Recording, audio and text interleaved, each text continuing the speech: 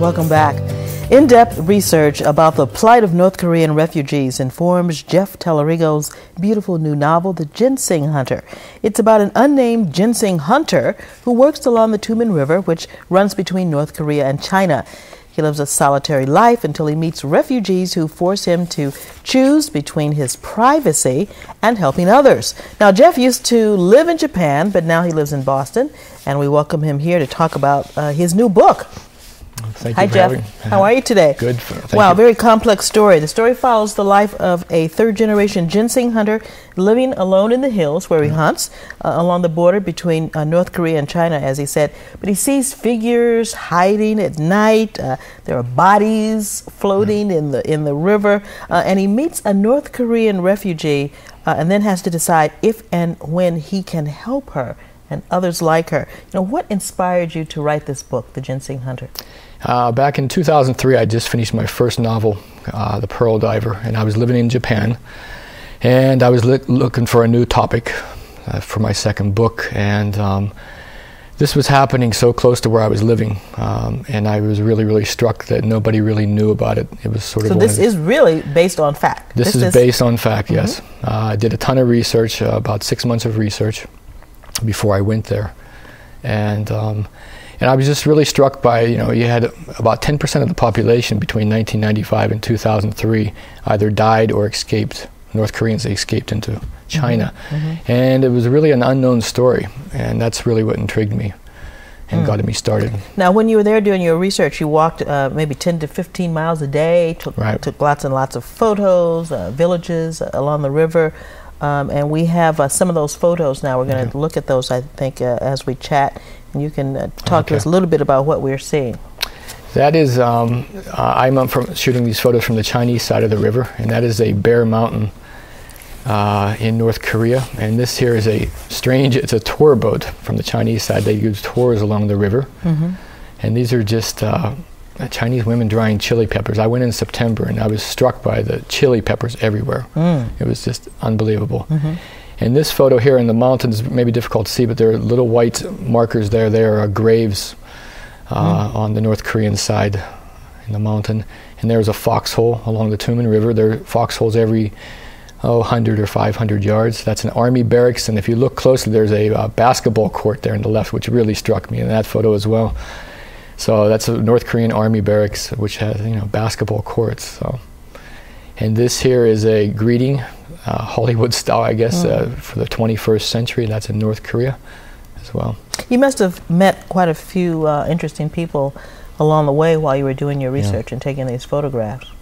Yes, my second day, as I was taking a 10-mile walk, I met a Korean American who was driving by, and we started talking. He worked for an aid group in Tumen, which is the border city in China, along North Korea border.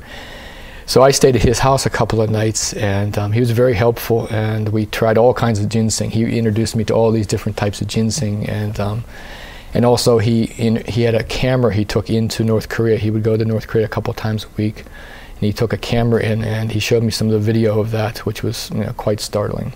Why is it that this particular region of China that you read about has the best ginseng? I see ginseng in the stores. It's already cut into the small roots. It's already in my tea by the time I get it. What is it about this area of China that makes this a real strong farming or hunting region for ginseng? Mainly it's the mountains along this river. The mountains are quite high, and a lot of the root has not been harvested. Much of the root here in America and many places are now farmed, but this is wild, and that's why it's so special.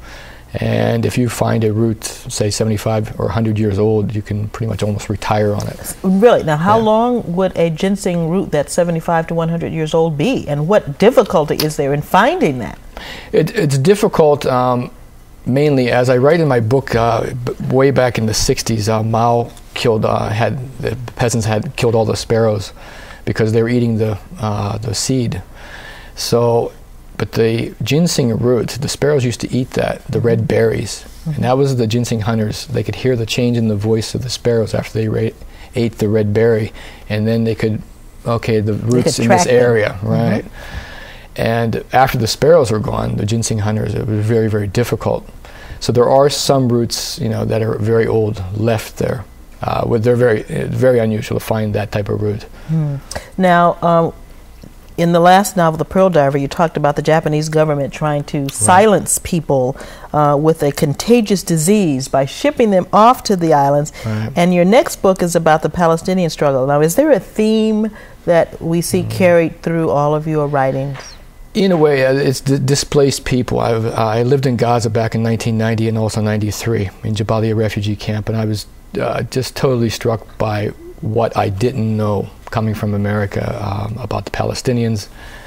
And so that started me on sort of the displaced people, the refugees. And when I was living in Japan, I wrote The Pearl Diver, which is, as you said, about the leprosy patients who were sent away to islands until 1996. So it's the refugees and myself. I lived overseas for 15 years, so I was sort of a self-imposed exile, and I'm very struck by people moving. And very interesting information, Jeff, and certainly gives us an insight into workers in another part of the world. And I never knew that there was so much involved in being a ginseng hunter. Yeah, and neither did I before this either. So. Okay, thank you for joining us today. Thank you very much for having me. All right. To read more about Jeff and his work, check out Jeff A.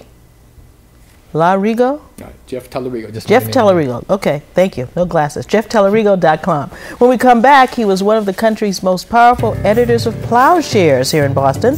Now Don Lee is showcasing another kind of power, the power of comedy, in his new novel, Rack and Ruin.